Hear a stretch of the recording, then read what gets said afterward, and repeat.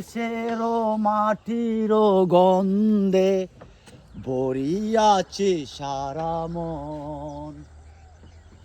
শ্যামল কুমল, তুমি ভিডিও করতেছো না ভাই? এই গানটার একদম মর্মার্থ বুঝতে গেলে এইরকম একটা প্লেজে আসতে হইব। আমার বাংলাদেশের মাটির গন্ধ, এটা তো আমাদের মা, আমরা মনে করি দেশের প্রতিটা মা।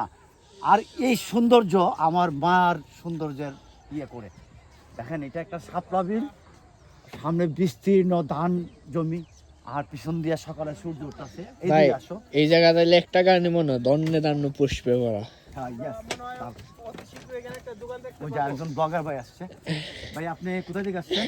ভাই আমি আসছি হবিগঞ্জ জেলার মাধবপুর থানার জগদীশপুর থেকে।